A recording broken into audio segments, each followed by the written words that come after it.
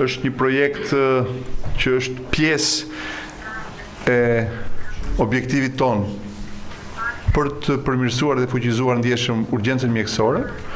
por edhe ky komponent me specifik Bregdetin për të mbështetur edhe më mirë gjithë mbarvajtjen e sezonit turistik. Programi sotëm ka ofruar rreth 320.000 euro pajisje mjekësore në të 5 urgjenca spitalore, por gjithashtu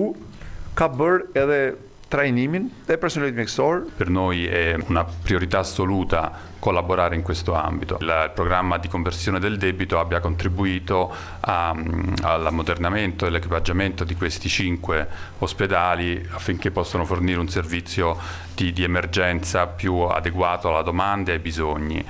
Me qëndërzimin e sistemit të komandës dhe të koordinimit të urgjencës në rang republike, me rishpërndarjen racionale të mjeteve, me trajnimin e vazhdueshëm të personelit shërbimit, do të bëjmë mundur që ndryshimet e vënare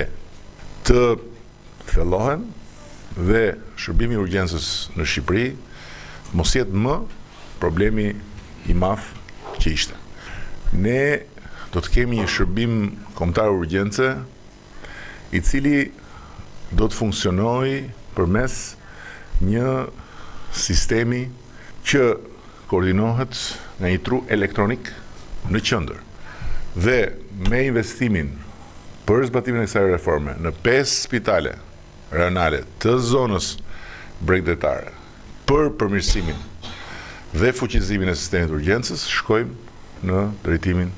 e duhur, duke pas një shërbim urgjence efikas të besueshëm. Ne do të ulim në mënyrë drastike fluksin e njerëzve që vinë në dyert e spitaleve me mjetet e tyre dhe krijojnë një situatë shumë të vështirë menaxhimi për spitalet. Në muajin mars hyn në fuqi edhe vendimi për rritjen e rrogave të personelit shëndetësor, sepse ne besojmë që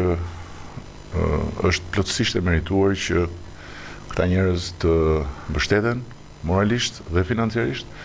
për të bërë edhe më shumë. Ashtu si kundër besojmë që është domosdoshme që secili që nën përpasën e bardhë e ndot imazhin dhe pasërtinë që duhet ketë kjo përparse, duhet të ndëshkohet dhe duhet të largohet nga kjo